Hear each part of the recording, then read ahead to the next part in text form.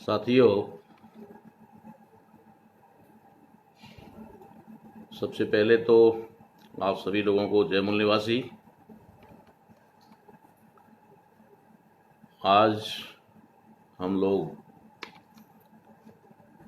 आज़ादी की एक सच्ची कहानी को लेकर के आपके सामने रूबरू हो रहे हैं। जिस तरीके से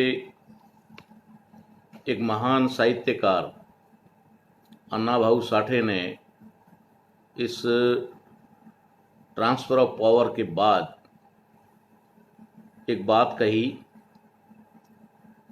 और उसका जिक्र हमने यहाँ पर किया है, उसी को लेकर के हम लोग आज चर्चा करेंगे। उन्होंने कहा कि ये आज़ादी झूठी है, देश की जनता भूखी है। ये बात कहने के पीछे सिर्फ इतना ही नहीं था कि इतने दो लफ्ज़ कह दिए। कोई भी महापुरुष कोई भी बात कहता है तो उसके शब्द जो है, अल्फाज है, वो कम होते हैं, लेकिन उसके पीछे एक बहुत बड़ा और गंभीर कारण होता है उस बात को कहने का। तो अन्ना भाऊ साठे ने भी ये बात एक साधारण वे में कही होगी, लोगों को बहुत साधारण लगी होगी, और इसका जिक्र जहां भी हुआ है, खास करके बामसेफ संगठन के मंचों पर, तो वहां लोगों ने इसको समझने का प्रयास किया है। और जो लोग बामसेफ संगठन के संपर्क में नहीं है, बाहर हैं, अभी तक बामसेफ की आइडियोलॉजी को नहीं जान पाए हैं, ऐसे लोगों को ये बात समझना बहुत जरूरी है।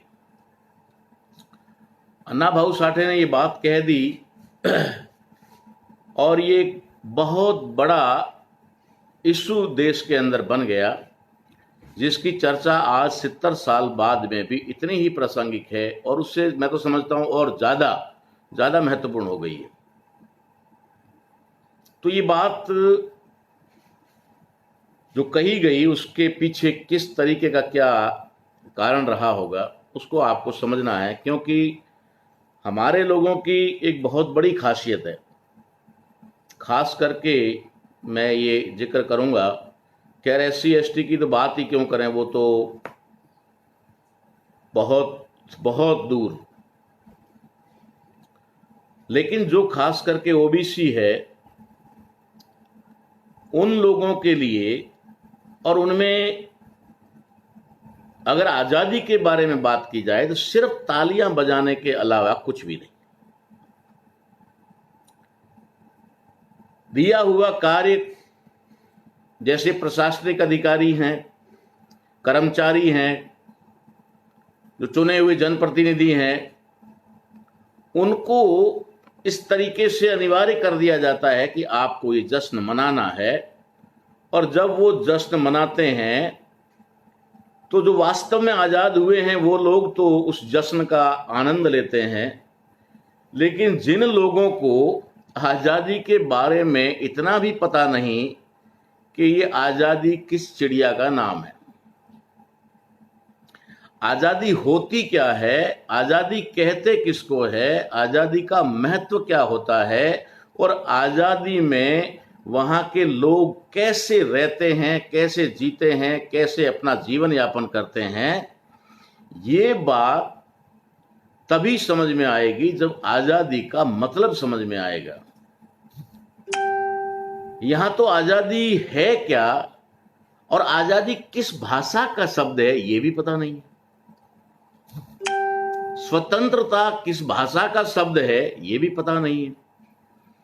हम स्वतंत्रता दिवस मनाते हैं, इस दिवस का नाम स्वतंत्रता दिवस होता है, माना जाता है, लिखा जाता है, और दूसरी तरफ से बात की जाती है कि इस दिन देश आजाद हुआ। दो भाषाओं का मामला है, एक भाषा में आजाद हुआ कहते हैं, दूसरी भाषा में स्वतंत्र हुआ कहते हैं। आप कुछ भी कह दो, यहां के लोग उसको मानने को तैयार, चाहे किसी भी प्रकार का कोई भी चीज, क्योंकि उनको इसके ऊपर किसी भी प्रकार का कोई तर्क वितर्क करना नहीं है।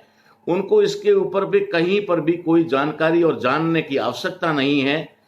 एज इट इज जैसा दे दोगे, परोस दिया जाएगा, हम वैसा एक्सेप्ट करने को, स्वीकार करने को तैयार बैठे हुए हैं। तो साथियों, हम लोग आज अन्ना भाऊ साठे जो ओबीसी वर्ग से थे, मराठा वर्ग से थे, उन्होंने उस समय ये अगर बात कही, वो कांग्रेसी नहीं थे, वो कहीं पर भी किसी राजनीतिक दल से नहीं थे, वो साहित्यकार थे और एक बहुत बड़े विद्वान थे जिनको वो जानते थे कि उनके बारे में विश्लेषक थे।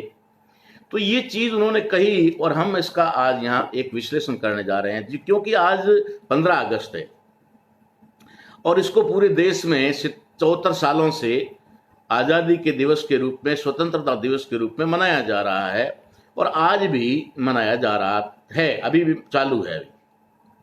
तो ये जो स्वतंत्रता दिवस मनाया जा रहा है उसकी बधाइयां दी जा रही है, एक दूसरे को बधाई प्रेषित करके खुश हो रहे हैं, एक दूसरे को पोस्ट और मैसेज या कमेंट डाल करके इस तरीके से खुशी का इजहार कर रहा है जैसे वे वास्तव में आजाद हो चुके हैं।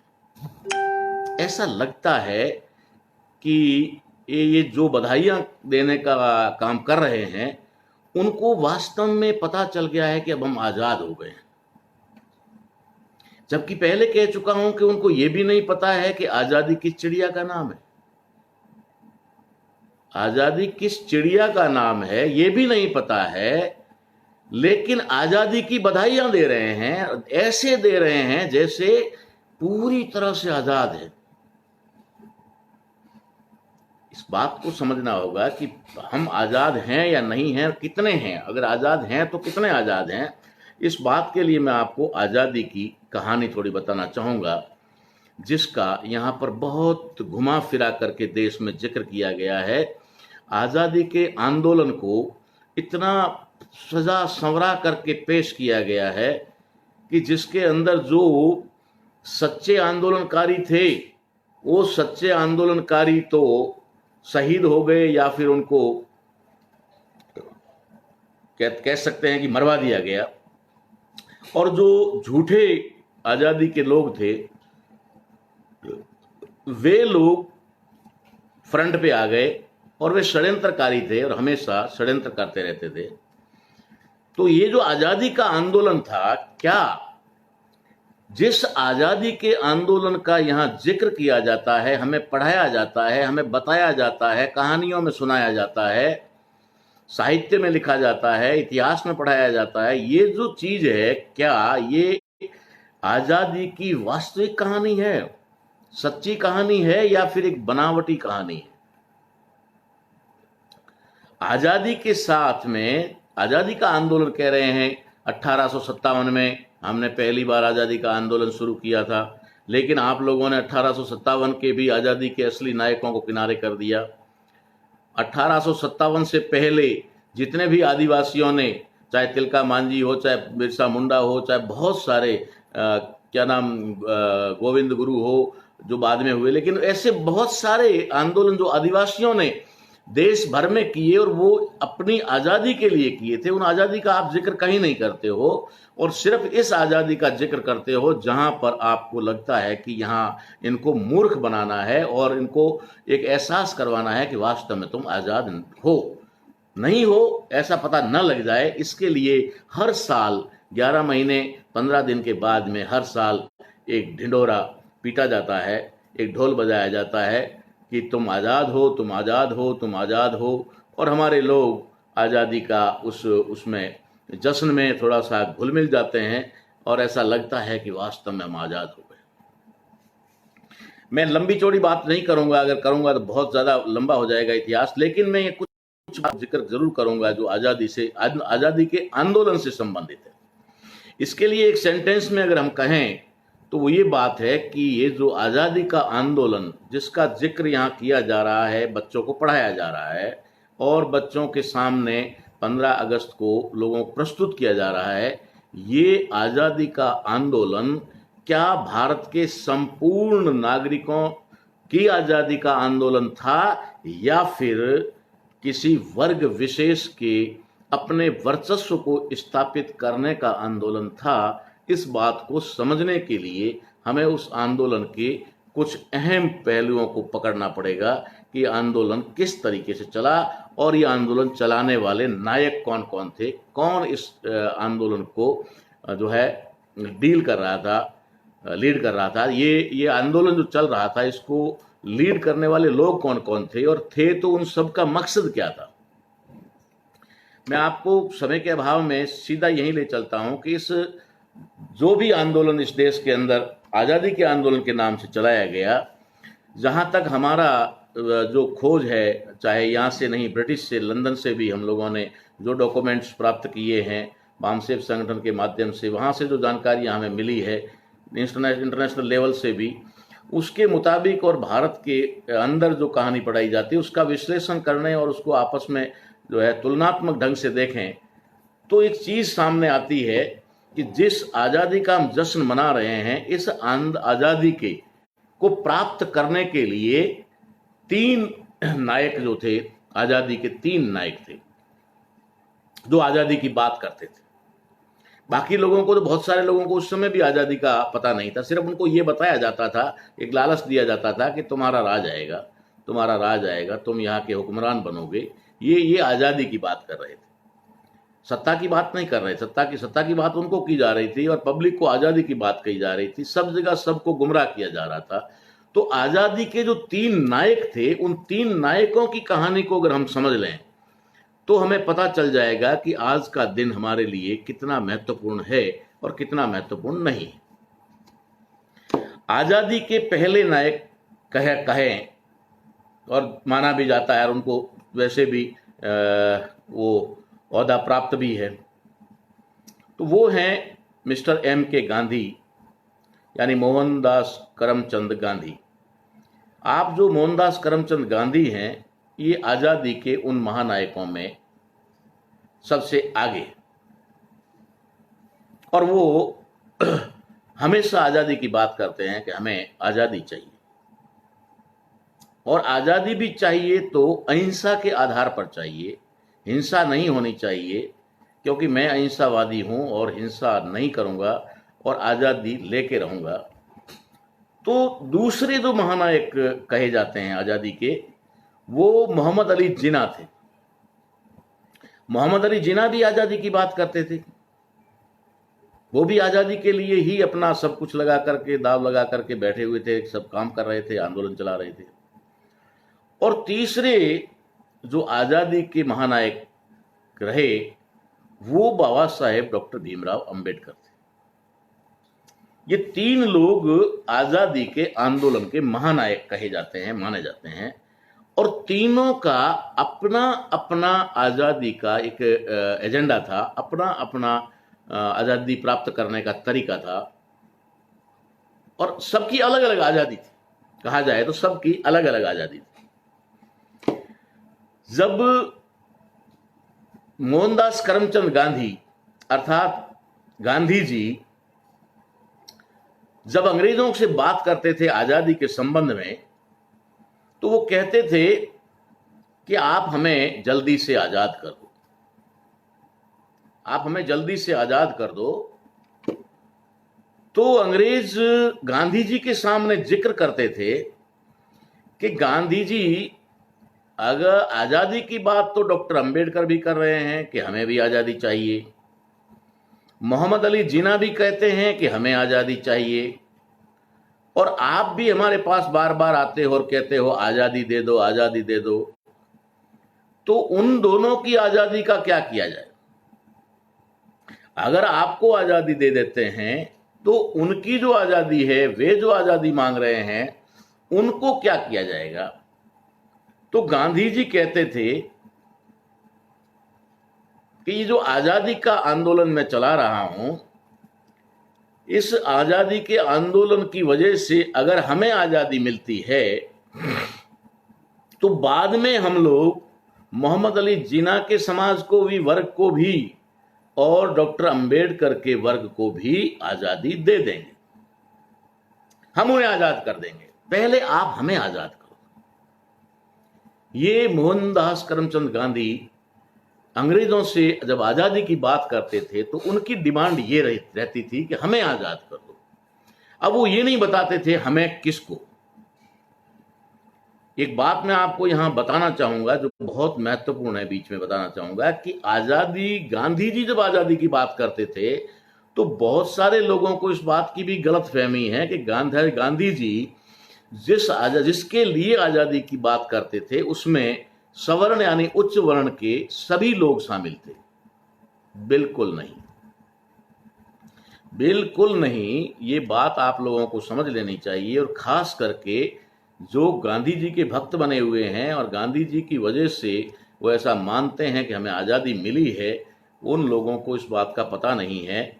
बहुत सारे लोग हैं ऐसा जो कहते हैं कि हम लोग आज़ाद हुए गांधी जी की वजह से, मगर गांधी जी की आज़ादी का जो आंदोलन था वो सिर्फ और सिर्फ दो वर्गों के लिए था, सिर्फ दो वर्गों के लिए। बात मैं पूरी तरह जिम्मेदारी के साथ में कह रहा हूं, दो वर्गों का, सिर्फ एक ब्राह्मण, एक बनिया।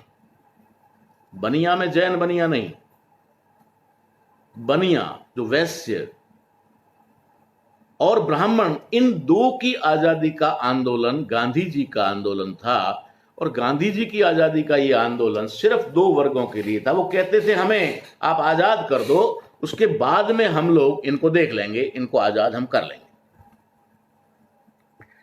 उसके साथ साथ जब जिना जाते थे, मोहम्मद अली जिना जाकर के जब आजादी की बात करते थे तो वो कहते थे कि हमें इनसे आजाद कर दो, हम जो है अलग रहना चाहते हैं, हम इनके साथ नहीं रहना चाहते, हम मुसलमानों को अलग से देश दे दो, अलग से अधिकार दे दो। ये अपनी अपनी बात करते थे। तो वो बात करते थे मुसलमान आज़ादी की, भारत में रहने वाले मुस्लिमों की आज़ादी की बात करते थे।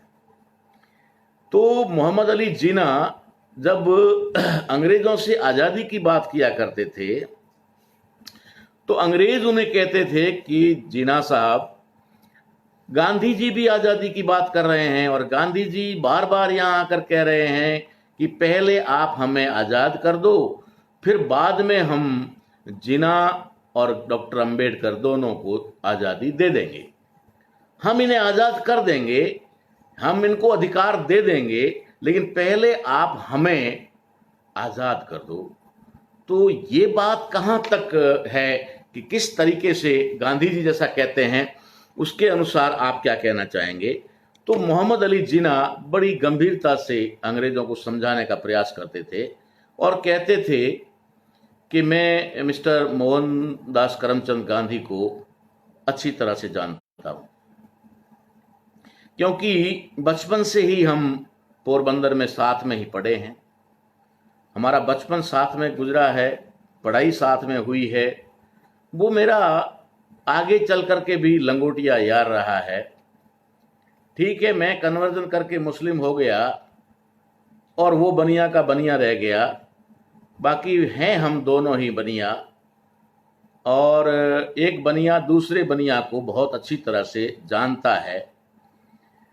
तो मैं गांधी जी को बहुत अच्छी तरह जानता हूं कि अगर आपने उनको आज़ादी दे दी तो वो हमें किसी भी कीमत पर आज़ादी नहीं देगा। ये बात पूरी यकीन के साथ में जिना साहब अंग्रेजों को कहते हैं और अंग्रेजों को मनवाने की कोशिश करते हैं कि गांधी जी को मैं भली भांति जानता हूं और गांधी जी किसी भी कीमत पर अधिकार प्राप्त करने के बाद में हम लोगों के लिए वो क्या अधिकार देंगे क्या नहीं देंगे, इसके ऊपर हमें कतई भरोसा नहीं है। इसलिए मेरी आपसे एक ही गुजारिश है, एक ही रिक्वेस्ट है कि आप गांधी जी को आज़ादी दो, इससे मुझे ऐतराज नहीं है। आप गांधी जी को आज़ादी दो, मुझे ऐतराज नहीं है, मैं खुश हूं, गांधी जी को भी आज़ादी देनी चाहिए। मगर मेरा मात्र एक निवेदन आपसे रहेगा, वो ये रहेगा कि जिस दिन आप गांधी जी को आज़ादी दो उससे एक दिन पहले मुझे आज़ादी दे देना। मोहम्मद अली जिना अपने जीवन में आंदोलन के दौरान जितने भी अंग्रेजों से जितने भी बार मिले होंगे, ये बात उन्होंने प्राथमिकता के तौर पे कही कि ठीक है, आज़ादी के आंदोलन की बात और आज़ादी की बात डॉक्टर अंबेडकर भी कर रहे हैं, गांधी जी भी कर रहे हैं, मैं भी आज़ादी की बात कर रहा हूं, लेकिन मुझे डॉक्टर अम्बेडकर के उनसे किसी प्रकार का कोई जो है परहेज नहीं है। वो जो भी बात कर रहे हैं अपने तर्क के आधार पर सही कर रहे हैं, लेकिन गांधी जी के ऊपर मुझे डाउट है। इसलिए मेरा निवेदन है आप अंग्रेजों से कि आप गांधी जी को आजादी दो, उससे एक दिन पहले मुझे आजादी दे देना। अब इसका क्या हुआ वो आप लोगों ने देखा और मैं आपको बताना चाहूंगा किस तरीके से होता है। फिर बाबा साहब अंबेडकर जब अंग्रेजों से बहस करते थे, इस देश के लोगों की पैरवी करते थे और बात करते थे, अधिकारों की बात करते थे, तो बाबा साहब अंबेडकर भी उनसे कहते थे कि भाई हमें भी आजादी चाहिए, हमें भी आजादी चाहिए, हम भी आजादी के लिए ही यह आंदोलन चला रहे हैं। जो लोग ये कहते हैं कि डॉक्टर अंबेडकर का आजादी में कोई रोल नहीं है, मैं समझता हूं कि वे लोग सबसे ज्यादा अज्ञानी हैं, मूर्ख हैं, या फिर उन लोगों से बहुत बड़ी जानकारी को छिपाया गया है। डॉक्टर अंबेडकर आजादी चाहते थे, और वो कैसी आजादी चाहते थे? जब वे अंग्रेजों से जिक्र करते थे, बहस करते थे, इस संबंध में बात करते थे, तो अंग्रेज कहते थे कि डॉक्टर अंबेडकर, हम गांधी जी को आजादी दे रहे हैं और गांधी जी आपको आजादी दे रहे हैं, दे देंगे, ऐसा वो वादा कर रहे हैं। वो बार बार ये कह रहे हैं कि हम डॉक्टर अंबेडकर और उनके समाज को आजादी दे देंगे। हम जिसको ये लोग पिछड़ा वर्ग, शूद्र कहते हैं, या फिर अछूत आदिवासी कहते हैं, हम इन सबको आजादी दे देंगे जिनकी बात डॉक्टर अंबेडकर कर रहे हैं। आप तो पहले हम बनियों को और ब्राह्मणों को आजादी दे दो, हम पूरा का पूरा, हमें आप जो है पावर दे दो, उसके बाद में हम इनको क्या देना है क्या नहीं देना है ये बात हम बाद में देखेंगे। तो जिस तरीके से वो कहते थे कि गांधी जी मेरे लंगोटिया यार हैं और मैं उसको बचपन से अच्छी तरह जानता हूं, इसलिए वो नहीं देगा, तो जिन्ना अपने मुताबिक, अपने दोस्ती के मुताबिक, अपने अनुभव के मुताबिक बात करते थे।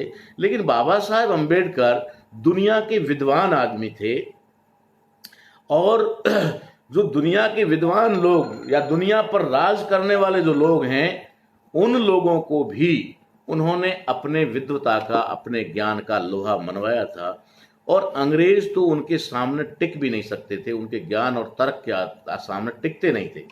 तो बाबा साहब अंबेडकर अपनी शिक्षा और विद्वता के आधार पर अंग्रेजों से तर्क करते थे और कहते थे कि ठीक है, जिन्होंने ने जिस तरीके से कहा कि आप हमें गांधी जी को आजादी दो, उससे एक दिन पहले हमें आजादी दे देना।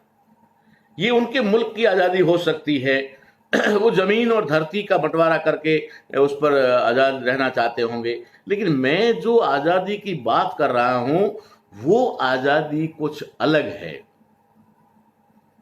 जिस आजादी का मैं जिक्र कर रहा हूं, मैं आपके सामने डिमांड रख रहा हूं, मांग कर रहा हूं, वो आजादी इन आजादी से कहीं हटकर है।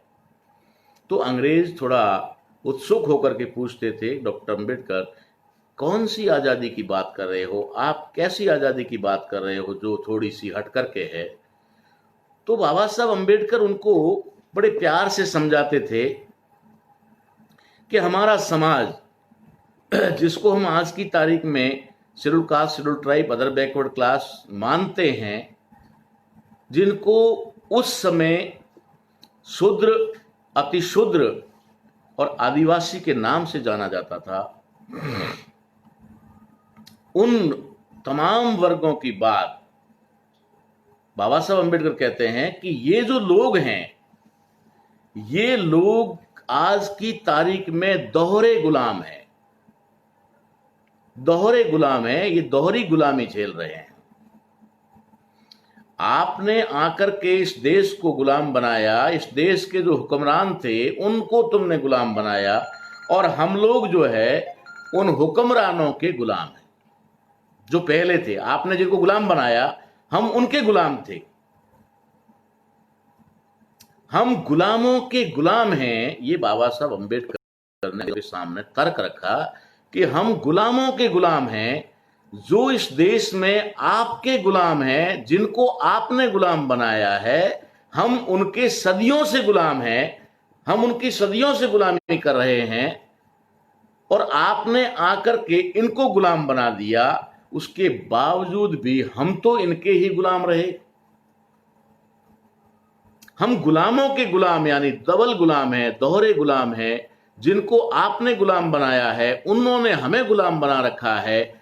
और आप कहते हैं कि दुनिया में सबसे न्यायप्रिय, सबके ऊपर सत्ता राज करने वाले, पूरी दुनिया पर ब्रिटिश का राज स्थापित करने का सपना लेकर चलने वाले लोग, अगर आप समानता वाली बात करने वाले लोग अगर भारत में आए और भारत में 2 साल 2.5 साल तक सत्ता राज चलाने के बाद आप यहां से चले जाते हो, और आपके आने से पहले भी हम वर्ग विशेष के गुलाम थे, और आप आए सत्ता भोगी, उसके बावजूद भी हम लोग उन्हीं के गुलाम रहे, और आप फिर से उनको आजाद करके चले जाओगे और हम उनके ही गुलाम रहेंगे, तो तुम्हारा भारत में आने का कोई मतलब बनता है?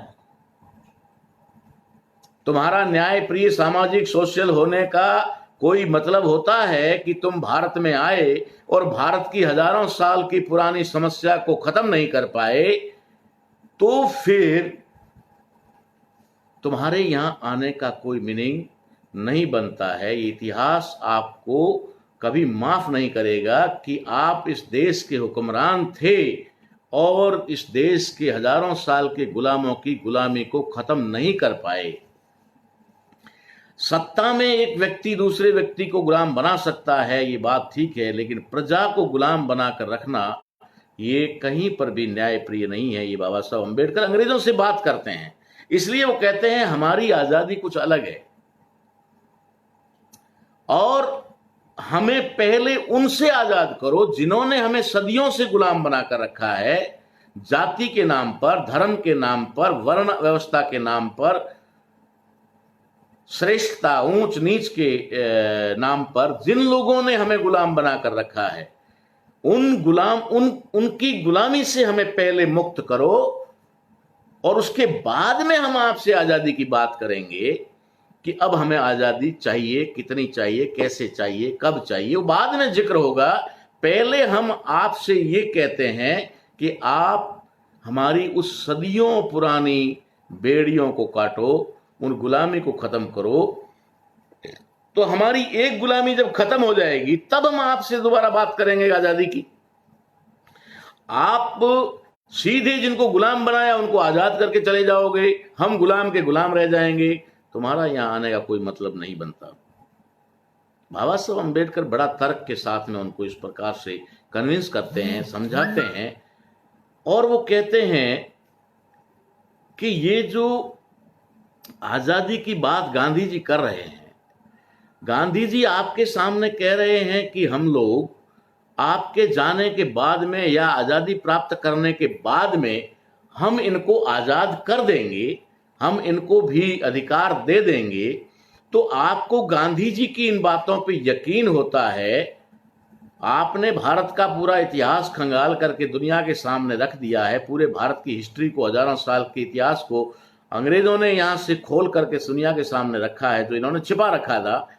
आप गांधी जी को इतना नहीं समझ पाए कि उनके पुरखे हमें 100 पीढ़ी तक न्याय नहीं दिला पाए, आजाद नहीं कर पाए, या फिर कहें तो अपनी गुलामी से मुक्त नहीं करना चाहते थे। उनकी संतानें आज हमें गुलामी से आजाद कैसे कर देंगी, ये आप यकीन कैसे कर सकते हैं? ये बाबा साहब अम्बेडकर अंग्रेजों से बात करते और कहते थे। बाबा साहब कहते थे कि मैं ये आजादी आपसे क्यों मांग रहा हूं।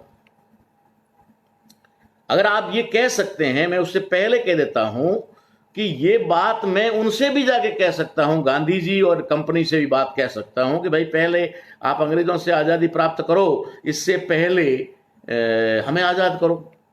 आप अगर अधिकारों की बात कर रहे हो, आजादी की बात कर रहे हो, तो ये आजादी का हक हमारा भी है। तो बाबा साहब अम्बेडकर कहते हैं कि ये बात मैं उनसे कह सकता हूं, और आप भी मुझे ये कह सकते हैं कि ये बात उनसे जाकर कहो। लेकिन मैं ये बात उनसे नहीं कहूंगा। उसके दो कारण हैं, नहीं कहूंगा, उसके दो कारण हैं।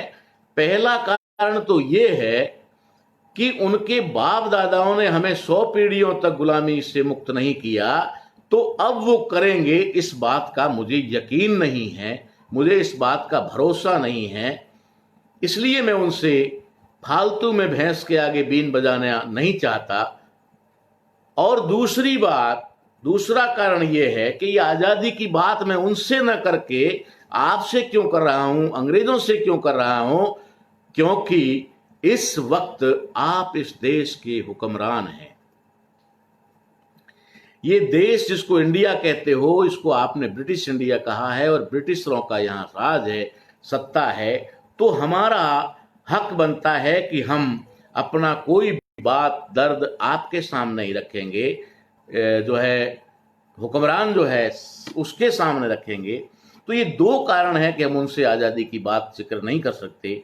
हम आपसे जिक्र ही नहीं करेंगे, आपके ऊपर दबाव बनाएंगे कि आपको आज़ादी, हमें इस देश को आज़ादी देने से पहले, इस देश के उच्च वर्ण बनिए और ब्राह्मणों को आज़ादी देने से पहले आपको हमें आज़ाद करना होगा, हमारी इस पीढ़ियों की गुलामी को खत्म करना होगा। बाबा साहब अंबेडकर की आज़ादी की बात, बाबा साहब अंबेडकर इस आज़ादी की बात कर रहे हैं। उससे पहले हमारे देश में SC ST OBC के लोगों को कोई अधिकार नहीं था, ना संपत्ति का अधिकार था, ना कोई सत्ता का अधिकार था, ना कोई शिक्षा का अधिकार था, यहां तक कि बोलने का अधिकार नहीं था, अपना दर्द स्पष्ट व्यक्त करने का अधिकार नहीं था, अच्छे कपड़े पहनने का अधिकार नहीं था, अच्छा घर बनाने का अधिकार नहीं था। वे अपने स्वार्थ की वजह से वो थोड़ी बहुत जमीन रहने के लिए दे करके उनको रखते थे, क्योंकि उनको उनसे सेवा करवानी होती थी, बेगारी निकलवानी होती थी। जो भी काम करने वाले कमेरे लोग जिनको कहा जाता है, वे सारे लोग उनकी सेवा करते थे। उनको अधिकार कहीं पर भी नहीं था, किसी भी प्रकार का अधिकार नहीं था, बोलने का, कपड़े पहनने का भी अधिकार नहीं था। तो बाकी चीजें तो क्या हो सकती, गहने पहनना, संपत्ति रखना, ये तो बहुत दूर की बात है। जो लोग अंग्रेजों के आने से पहले, या फिर कहें तो बाबा साहब के इस आंदोलन से पहले, और खास करके तब तक जब तक इस संविधान लागू नहीं होता है, तब तक जो अधिकार वंचित लोग थे, वे आज आजादी का जश्न मना रहे हैं। और ये जश्न मना रहे हैं कि हम लोग अब आजाद हो गए हैं। उनको नहीं पता कि उनके साथ क्या हुआ, उनके पुरखों के साथ क्या हुआ, क्योंकि जिस समय देश की आजादी का आंदोलन चल रहा था उस समय हम नहीं थे, जिसमें देश आजाद हुआ तब भी हम नहीं थे, और जब देश का आंदोलन जो है इतिहास में लिखा जा रहा था वहां भी हम नहीं थे। और ये भी था कि जब इतिहास पढ़ाया जा रहा था तो पढ़ाने वालों में भी हम नहीं थे, हम तो पढ़ने वालों में थे। और जब पढ़ने वाले होते हैं, वे उसी को याद रखते हैं और मानते हैं जो उन्होंने पढ़ा, जो उनको पढ़ाया गया, उसी को वो याद रखते हैं। इसलिए आज हमारे समाज के बहुत सारे लोग जब आज़ादी का जश्न मनाने वाले लोगों के साथ जश्न मनाते नहीं हैं। जश्न मनाना बहुत बड़ी बात है। कोई भी कार्यक्रम आयोजन करने का भी उनको औकात नहीं है, कोई उनको अधिकार नहीं है। वे उनके द्वारा बनाए हुए जश्न को साथ खड़े होकर के थोड़ी देर के लिए एंजॉय करते हैं और सोचते हैं कि हम आज़ाद हैं, उछलते हैं कि हम आज़ाद हो गए हैं। और ये आज़ाद हो गए हैं, ये इनको कहीं पता ना लग जाए कि हम आज़ाद नहीं हुए हैं, इसका एहसास ना हो जाए, गुलामी का एहसास ना हो जाए, इसके लिए वे क्या करते हैं, हर साल 11 महीने 15 दिन बाद में फिर ढिंडोरा पीटते हैं, तुम आज़ाद हो, तुम आज़ाद हो, तुम आज़ाद हो, तुम आज़ाद हो। और हमारे लोग सोचते हैं बिल्कुल हम आज़ाद हैं, आज़ादी का जश्न आ रहा है, 15 अगस्त आ रहा है, स्वतंत्रता का दिवस आ रहा है ना, झंडा आ रहा है। ये सारी चीज़ें करके हमारे लोग सोचते हैं हम आज़ाद हो गए हैं। बाबा साहब अंबेडकर अगर ये जिक्र करते हैं उनके सामने और कहते हैं कि हमें पहले आज़ादी चाहिए, जो आज़ादी की मांग कर रहे हैं वे आज़ाद हो उससे पहले हमें आजाद करो, और वो भी उनसे आजाद करो जिन लोगों ने हमें सदियों तक आपके आने से पहले गुलाम बना के रखा। हमें उनसे आजाद करो। बाबा साहब अंबेडकर की आजादी का आंदोलन, वो कहते हैं मेरी आजादी का आंदोलन संपूर्ण है, लेकिन स्टेप बाय स्टेप पे पहले मैं उन उन उन लोगों से, अपने समाज को, अपने वर्ग को, SC ST OBC को गुलामी से मुक्त करूंगा जो पहले गुलाम बनाने वाले हैं। पहले उनसे मुक्त करवा दूं, तुमसे तो बाद में देख लेंगे। वो स्पष्ट कहते थे, अंग्रेजों से कहते थे कि अगर मैं अपने समाज को उन लोगों से मुक्त करवाने में सफल हो गया तो फिर बाद में तुमसे निपटूंगा, और तुमसे निपटना तो इतना मुश्किल काम नहीं है, मुझे तो उनसे पहले निपटना है। तो ये जो आजादी के 3 नायक हैं, ये तीनों नायक आजादी की बात करते हैं। ये तथ्यों के आधार पर बात कर रहा हूं, कोई कहानी नहीं सुनाकर आपका मन नहीं बहला रहा हूं। मैं आज 15 अगस्त यानी कि स्वतंत्रता दिवस के ऊपर ये बात कह रहा हूं, और ये सोशल मीडिया पे कह रहा हूं, तो ये बात पूरे वर्ल्ड में जाने वाली है। तो अगर इस बात में कहीं पर भी कोई फेरफार होता है तो कोई भी मुझसे इस बारे में सवाल कर सकता है, कोई भी मुझे इससे डिबेट कर सकता है, कोई भी मेरे ऊपर कार्रवाई कर सकता है। खुली छूट है, उनको कार्रवाई भी कर सकता है। मैं आपको बताना सिर्फ ये चाह रहा हूं कि जब तीनों आजादी के नायक अपनी अपनी आजादी की बात करते हैं और जिक्र करते हैं कि हमें वो आजादी चाहिए, उसके बाद में, और ये बात आज मेरे द्वारा या वामसेब के मंचों के द्वारा जिन लोगों ने भी सुनी है, उसके बाद में ये हमें समझ आना चाहिए कि ये जो 15 अगस्त है, आजादी की बात अलग है, आजादी सबको मिली है, जो मांग रहे थे सबको मिली है, लेकिन आजादी का जो सही मीनिंग है वो समझ में आना चाहिए, और दिन क्या है वो समझ में आना चाहिए। 15 अगस्त 1947 और आज है 15 अगस्त 2020। 15 अगस्त 1947 को देश आजाद हुआ, ऐसा आज पूरे देश में ढिंडोरा पीटा जा रहा है। और आज ही नहीं पीटा जा रहा है, 70 सालों से लगातार पीटा जा रहा है। 74 साल हो गए हैं, 75 साल होने वाले हैं। लगातार लगातार लगातार ये ढिंडोरा पीटा जा रहा है कि देश आजाद हुआ 15 अगस्त, देश आजाद हुआ 15 अगस्त को। अब देश आजाद हुआ 15 अगस्त को ये लेबल जब लगा दिया और लोगों ने सोचा वाह क्या बात है, देश आजाद हो गया, है ना, महात्मा गांधी की जय हो, जिंदाबाद कर दिया लोगों ने। क्योंकि लोगों को तो था क्या, पहले मैं कई बार जिक्र कर चुका हूं ना कि जब राजा बदला जाता था, मार दिया जाता था, दूसरा राजा आ जाता था, या फिर आपस में बड़ा भाई और छोटा भाई का झगड़ा होकर छोटा भाई बड़े भाई को, राजा को मार के राजा बन जाता था, तो वहां पर कोई किसी प्रकार का कुछ भी कोई ऐसा नहीं होता, सिर्फ नगाड़ा पीट दिया जाता था, ऊंटों पे, हाथी पे, घोड़ों पे नगाड़ा बजाया जाता था, और कहते थे अब राजा उसकी जगह फलां हो गया है, फलां की जगह फलां हो गया है। तो ये जो बात करते थे, राजा चेंज होता था। तो यहां पर भी लोगों को ये बात, चलो भाई कोई बात नहीं, आजादी मिल गई। लेकिन उस आजादी की, जिस तरीके से आजादी के उस परत में उसके नीचे क्या क्या दबा दिया गया, उस चीज को अगर हम समझें तो आप स्वयं ये मानने लगोगे कि 15 अगस्त हमारे लिए सबसे बड़ा काला दिवस है, सबसे बड़ा काला दिवस है हमारे लिए। क्यों काला दिवस है? क्योंकि जो लोग आज संविधान की शपथ लेते वक्त भी कहते हैं कि राष्ट्र की एकता और अखंडता, जो देश का विभाजन नहीं करना चाहते, जो लोग दूसरे वर्गों पर आरोप लगाते हैं कि भारत तेरे टुकड़े होंगे, ये इस तरीके के डायलॉग बना करके जो लोग मुसलमानों को बदनाम करने की कोशिश करते हैं या किसी वर्ग विशेष को बदनाम करने की कोशिश करते हैं, वे लोग ये नहीं जानते कि उनके बाप दादाओं ने, उनके पुरखों ने, जिनको वो मसीहा कहते हैं, जिनको बापू कहते हैं, जिनको वो राष्ट्रपिता कहते हैं, उन्होंने उस दिन देश के टुकड़े किए, और टुकड़े 2 नहीं किए, टुकड़े 3 किए। नाम भले ही एक रख दिया गया हो, लेकिन उसके भूभाग के टुकड़े 3 किए। जो इस देश को बांटने वाले लोग हैं, जो इस देश के टुकड़े करने वाले लोग हैं, जिन लोगों ने आजादी के पर्दे में, आजादी के उस क्या कह सकते हैं कि आड़ में उन लोगों ने देश के टुकड़े किए और देश के जो टुकड़े हुए उनको छुपाया गया, कहा आप आजाद हो गए, अब आप आजाद हो गए। ये नहीं कहा कि देश के टुकड़े हो गए, ये नहीं कहा कि हमने देश को बांट दिया है, क्योंकि बांटने का सिलसिला उनका यहां नहीं था। बांटने का सिलसिला तो उनका बहुत पहले से चल रहा था, चाहे वो नेपाल हो, भूटान हो, बर्मा हो, श्रीलंका हो, चाहे देश के और कई भूभाग हो जिनको उन्होंने अफगानिस्तान से लेकर के बहुत सारे टुकड़े, जिनका नाम अभी मुझे पूरा याद नहीं, लेकिन 13 से ज्यादा टुकड़े वो कर चुके हैं।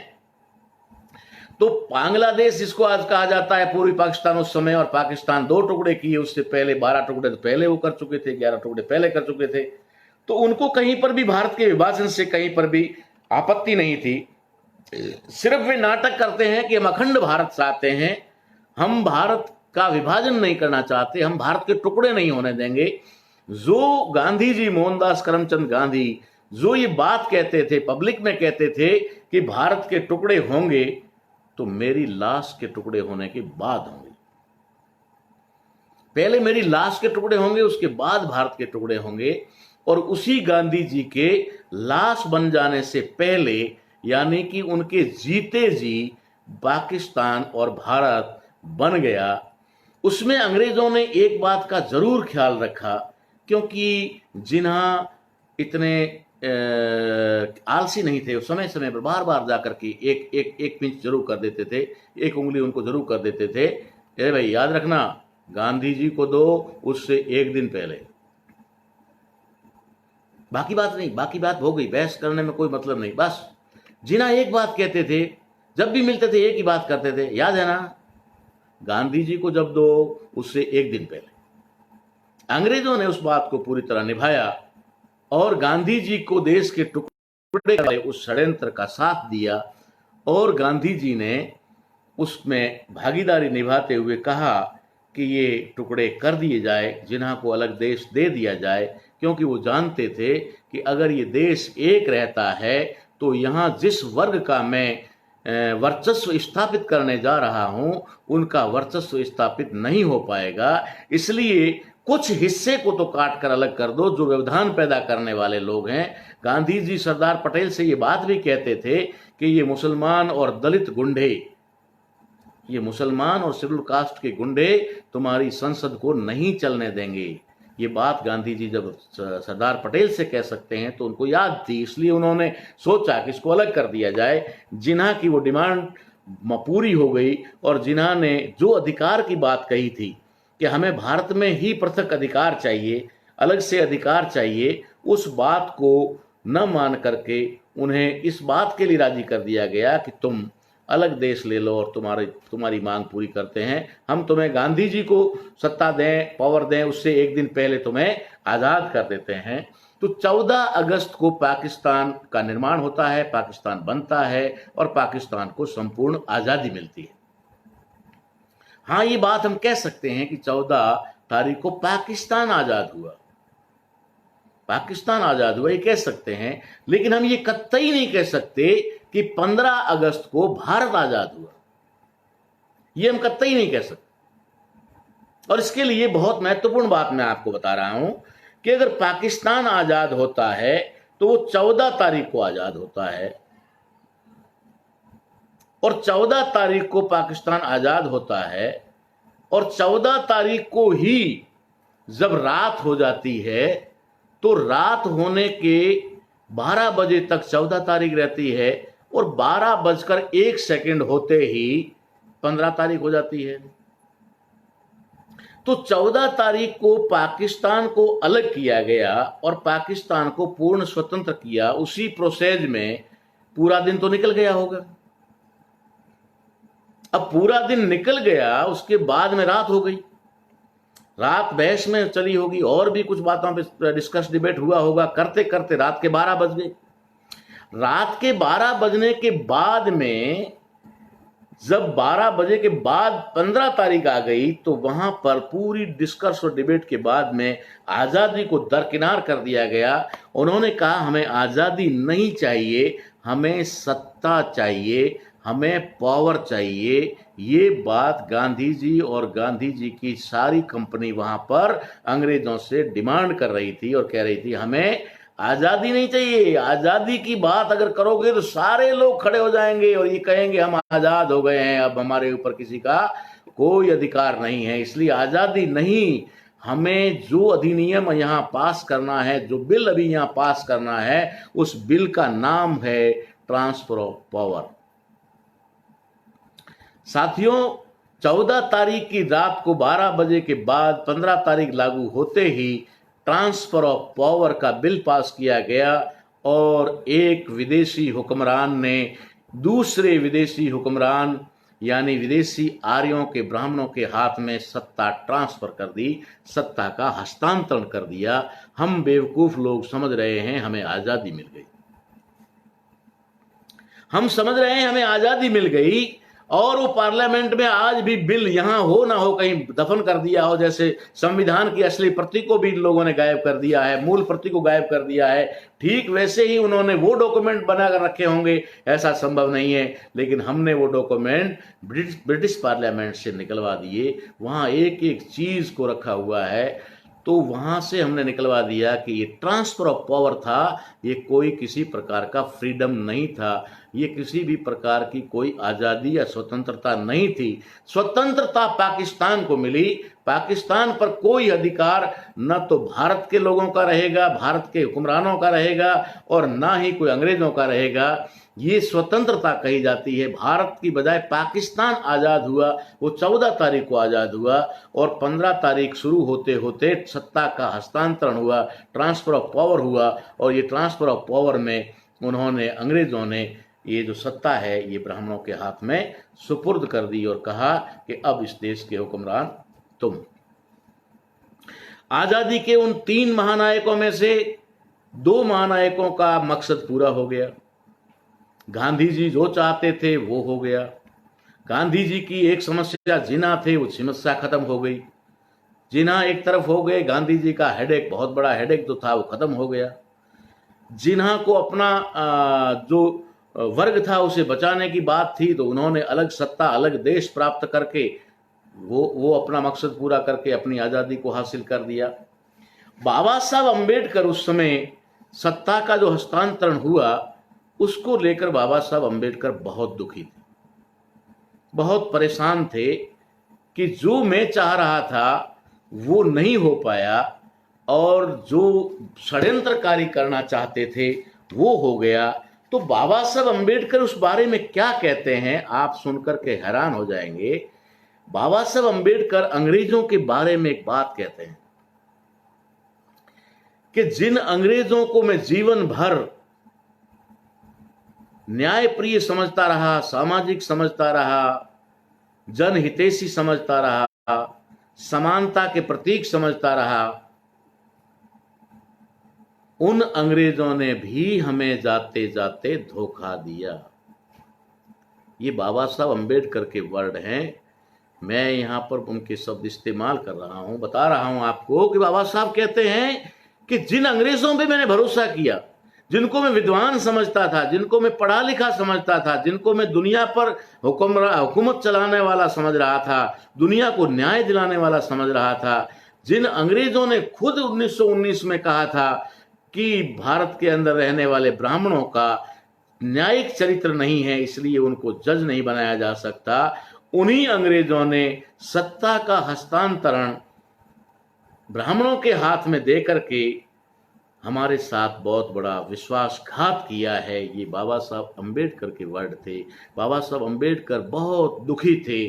15 अगस्त का जब ये ऐलान होता है कि सत्ता का हस्तांतरण हो गया है, ट्रांसफर ऑफ पावर हो गया है, तो बाबा साहब अंबेडकर बहुत दुखी होते हैं। मगर बाबा साहब अंबेडकर दुखी होकर के ठहर नहीं जाते। बाबा साहब अंबेडकर अपने समाज को आज़ाद करने का प्रयास निरंतर जारी रखते हैं और दखलंदाजी जारी रखते हैं। अंग्रेज़ों को बार बार जाकर के इस प्रकार का वो ताना मारते हैं कि तुमने हमारे साथ में गद्दारी की, तुम्हारे खून में गद्दारी है, तुम भी इन गद्दारों की तरह इस देश के अंदर सदियों से हमारे लोगों के साथ अन्याय करने वाले लोगों के साथ मिल करके तुमने हमारे समाज के साथ में फिर एक धोखा किया है। इसलिए बाबा साहब अम्बेडकर जब अंग्रेजों को इस प्रकार से डांटते थे, इस प्रकार से उनका जीना हराम कर दिया था, तो अंग्रेजों ने कहा कि डॉक्टर अम्बेडकर, हम तुम्हारा ख्याल भी रख रहे हैं, हम भूले नहीं हैं, तुम्हारे समाज को भी हम अधिकार देना चाहते हैं। इसलिए अभी तक एक काम जो बहुत बड़ा काम है वो बाकी है, और वो है इंडिया का कॉन्स्टिट्यूशन बनाने का काम। भारत का संविधान बनाने का जो काम है वो अभी तक बाकी है। और ये जो हमने किया है ये ट्रांसफर ऑफ पावर है, ये कोई आज़ादी वाज़ादी नहीं है। हम आज़ादी उसी को कहेंगे जो अधिकार संविधान में मिलेंगे, वो ही अधिकार इस देश के आपके बताए हुए जो 90% लोग हैं उन लोगों को अधिकार दिलाने का, असली आज़ादी दिलाने वाला दस्तावेज कोई होगा तो वो इंडिया का कॉन्स्टिट्यूशन होगा। और हम चाहते हैं कि उस कॉन्स्टिट्यूशन का जो काम है वो आपके जिम्मे हो। ये अंग्रेजों ने बाबा साहब अम्बेडकर को फिर संतुष्ट करने की बात कही, लेकिन बाबा साहब अम्बेडकर ने उनको गाली देने से, यानी कि उनको डांटने से पीछे वो नहीं हटे। तो साथियों, हम एक बात यहाँ कहना चाहेंगे आखिर में, समय हो रहा है सभी लोगों का भी तो मैं आपको जिक्र करूंगा। ये कॉन्स्टिट्यूशन मेरे हाथ में है और कॉन्स्टिट्यूशन में 395 आर्टिकल हैं, और उन 395 जो आर्टिकल है उनमें हम लोग ये समझ सकते हैं कि बाबा साहब अम्बेडकर ने कहीं इस 15 अगस्त के उसका भी जिक्र किया है।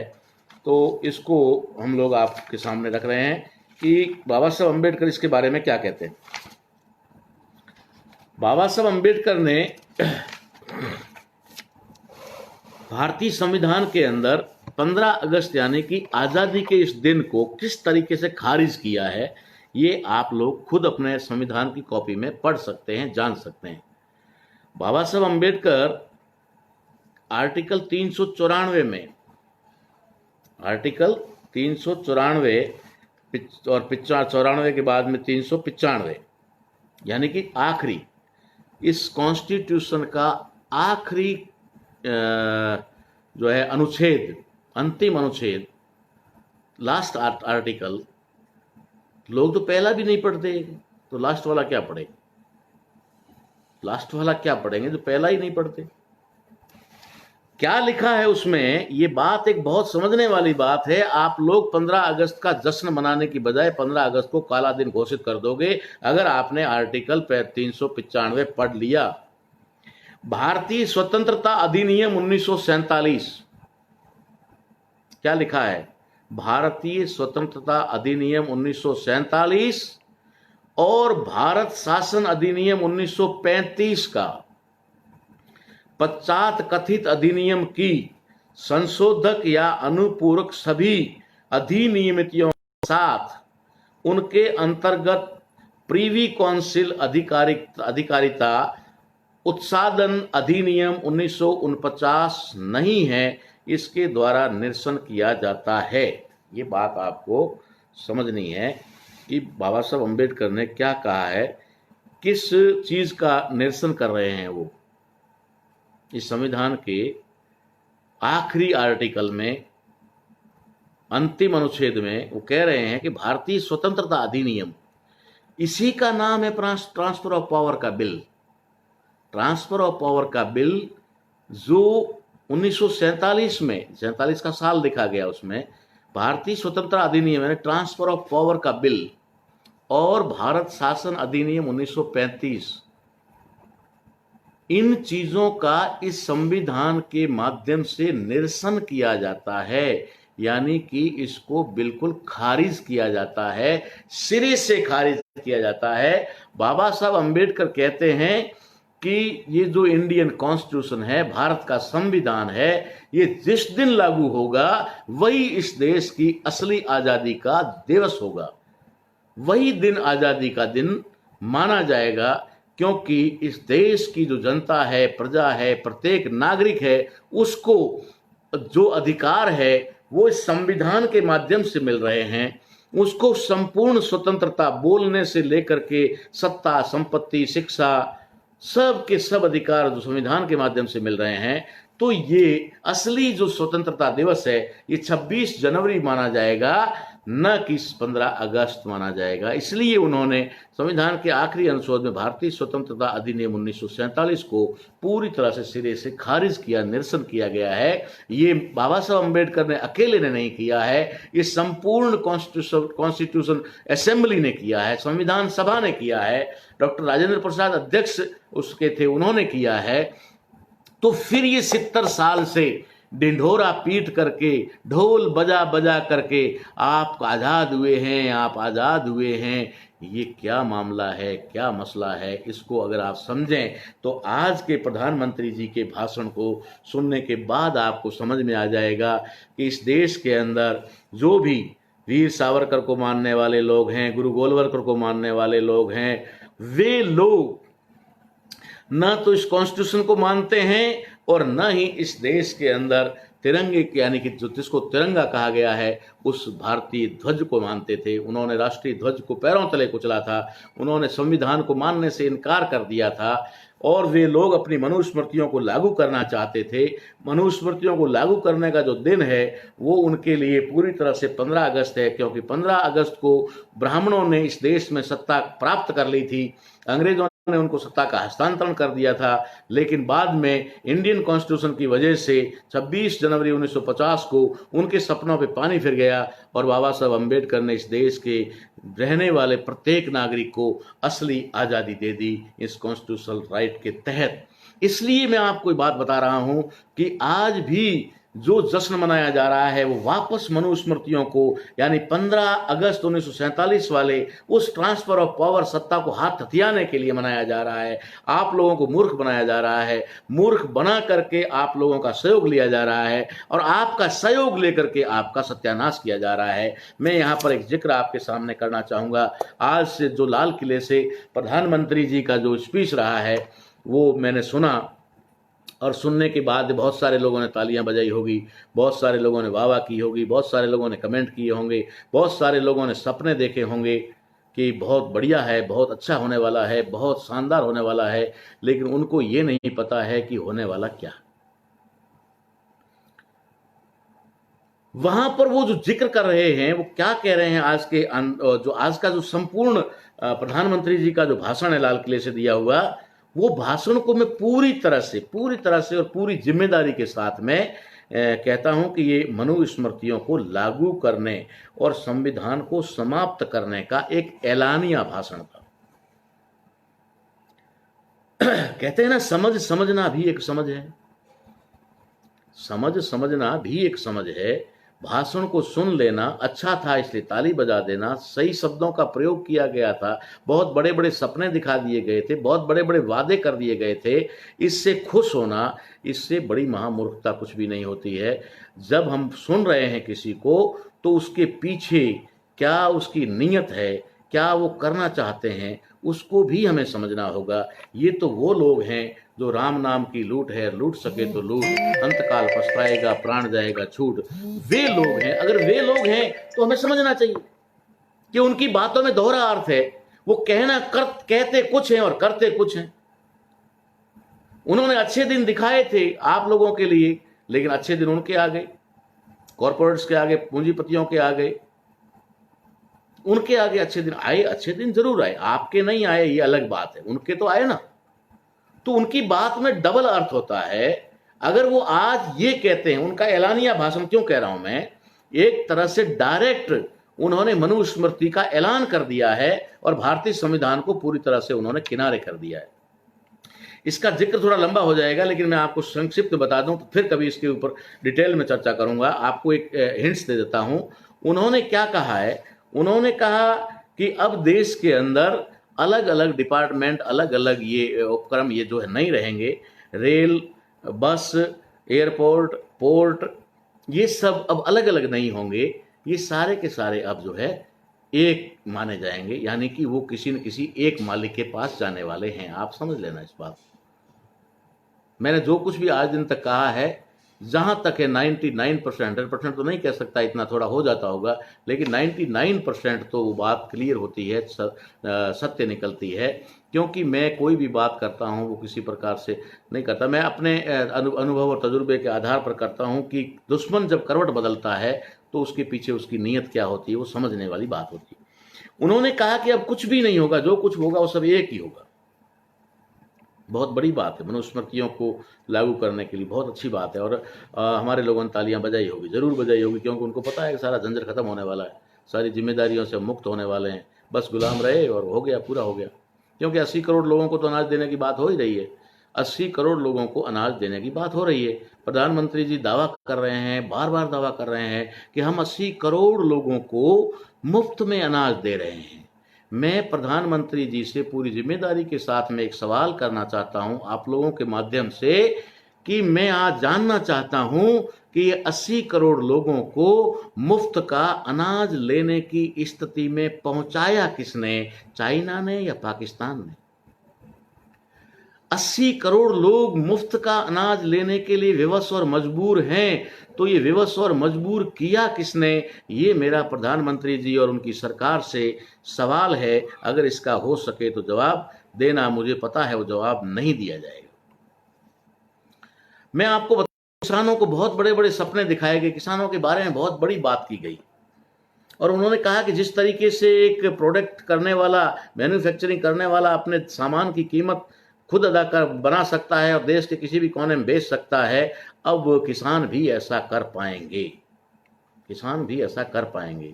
लेकिन किसानों को ये नहीं पता है कि बकरे को हरी हरी घास क्यों खिलाई जा रही है, बकरे को हरी हरी घास क्यों खिलाई जा रही है, हमारे किसान भाइयों को पता नहीं है।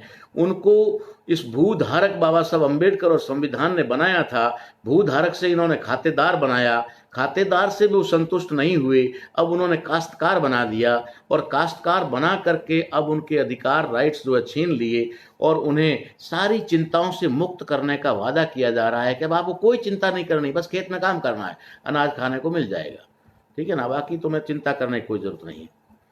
ये जो बात कही उन्होंने, ये दूसरी बात मैं बता दूं आपको, उन्होंने जो कही, बहुत सारी बातें कही, मैं आपको खास खास 2-4 बातें बताता हूं। उन्होंने कहा कि सभी बैंकों को रिजर्व बैंक में मर्ज कर दिया गया है और सभी बैंकों को रिजर्व बैंक में मर्ज किया गया है। ये बात तो बहुत पहले से लागू हो चुकी है, सभी बैंक्स को धीरे धीरे धीरे धीरे करके वो आरबीआई की तरफ ले जा रहे हैं, और फिर आरबीआई को उन्होंने अपने कंट्रोल में कर रखा है। तो सारे बैंक जो अपने अपने तरीके से काम कर रहे थे, अपने अपने जो उस एजेंडे पे कि भाई किन किन को क्या सुविधा देनी है, व्यापारियों को क्या देनी है, किसानों को क्या सुविधा देनी है, उसके ऊपर जो ब्याज दर है, होम लोन के ऊपर क्या ब्याज दर होनी चाहिए, अलग अलग जो उनके थे उनको सबको करके अब एक जगह ला रहे हैं, और एक के अधीन करके, जिसके अधीन कर रहे हैं उसको वो अपने अधीन कर लेंगे, यानी रिजर्व बैंक को अपने अधीन कर लेंगे।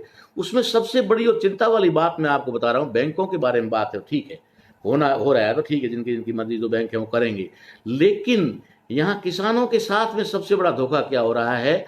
आज एलानिया भाषण, मैं उसको एलानिया भाषण कहता हूं, आज उनका जो एलानिया भाषण है उसमें उन्होंने कहा कोऑपरेटिव बैंकों को भी रिजर्व बैंक के साथ जोड़कर उनके अधीन कर दिया जाएगा।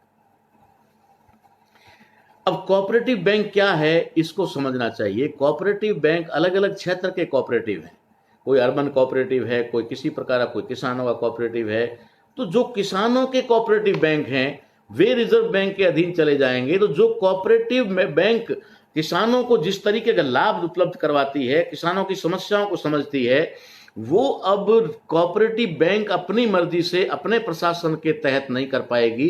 अब वो बैंकों के उस रिजर्व बैंक की गाइडलाइन के आधार पर, एडवाइजरी के आधार पर किया जाएगा। ये जो हुआ है ये किसानों को एक हरी घास ऊपर दिखा करके फिर तलवार से झटका करने वाला मामला आया है, हलाल करने वाला मामला आया है। ये आपको इसको समझना होगा। दूसरी बात जो मैं आपको शिक्षा की बताऊं कि शिक्षा नीति, नई शिक्षा नीति जिसका वो जिक्र कर रहे हैं, नई शिक्षा नीति कैसी होगी ये उनके बताने पर निर्भर नहीं है। नई शिक्षा नीति उस पर निर्भर है जब वो लागू हो जाएगी। जब वो लागू हो जाएगी तब पता चलेगा, और तब पता चलेगा, हमें कब पता चलेगा? जब चिड़िया चुग गई होगी खेत। जब चिड़िया खेत चुग गई होती तब हमें पता चलेगा। यानी कि नई शिक्षा नीति, नई शिक्षा नीति नई है ना, नए के नाम से हर आदमी, नया पेन भी हो तो अच्छा लगता है, नया कॉपी भी हो, नए कपड़े हो तो अच्छे लगते हैं, है ना, नई चीज़ कोई भी नई गाड़ी हो तो अच्छा लगता है, नया घर हो तो अच्छा लगता है। तो नई नई शब्द दे दिया है। अरे भाई, जब 70 साल से कोई शिक्षा नीति इस देश में चल रही थी, उससे engineer, doctor, IAS, IPS, professor सब बन रहे थे और सब कुछ ठीक ठाक हो रहा था, तो नई शिक्षा नीति क्या है?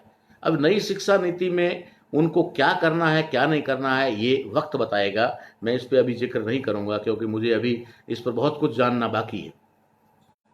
लेकिन मनुस्मृतियों का डायरेक्ट आगाज एक बात से होता है, जो प्रधानमंत्री जी के मुंह से निकली, वो कहीं पर भी किसी भी ग्रुप में वो एक उनकी मुख को शोभा नहीं देती है, या फिर कहा जाए तो उसमें किसी भी प्रकार का कोई भी कानून या अधिनियम या बिल बनने की गुंजाइश नहीं छोड़ी गई है। वहाँ एक जिक्र आया, मुझे सुनकर के बहुत ज़्यादा झटका लगा।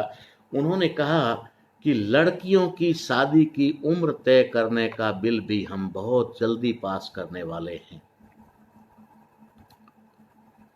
आपको समझना है, मनुस्मृति का आगाज या मनुस्मृति का ऐलानिया भाषण क्यों कह रहा हूं? क्योंकि इस देश के अंदर जब ये भारतीय संविधान नहीं बना था, अंग्रेजों का शासन था, अंग्रेज भी इस देश के अंदर जिद कर रहे थे। अंग्रेजों ने भी कई बार, अमेरिका में भी हुआ, बहुत सारी दुनिया में ये चीज हुई कि लड़कियों की जो उम्र है, वो शादी की उम्र कितनी होनी चाहिए, उसमें आपको बताना चाहता हूं, मनुस्मृतियों के मुताबिक भारत के अंदर पहले 9 साल लड़की की उम्र तय की गई थी कि शादी के लिए 9 साल की उम्र, और 9 साल में वो शादी के लायक और सहवास के लायक बन जाती है। ऐसा घिनौना कानून जो बना हुआ था, उस कानून को इस देश के अंदर चैलेंज किया गया था, और चैलेंज करते करते उसको 12 साल किया गया।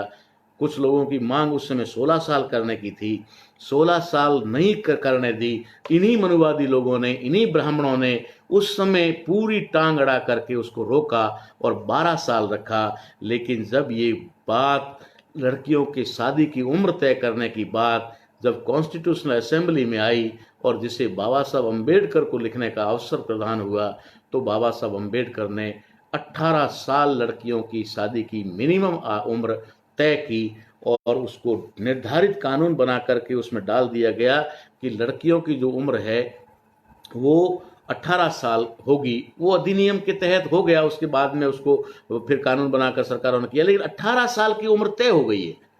18 भी मैं समझता हूं कि 18 भी मैच्योरिटी में पूरी तरह से ठीक नहीं होती है, ठीक है ना, लेकिन फिर भी 18 है, तो ये भी बाबा साहब अम्बेडकर ने उनकी 20-22 साल की उम्र निर्धारित करने का प्रयास किया होगा, लेकिन नहीं माने होंगे, तो 18 निर्धारित हुई होगी। अब हमारे प्रधानमंत्री जी कह रहे हैं कि नई जो है उम्र तय की जाएगी, लड़कियों की शादी की उम्र जल्द ही तय की जाएगी, और उसके लिए कानून बन रहा है, उसके लिए हमारी सारी तैयारी चल रही है।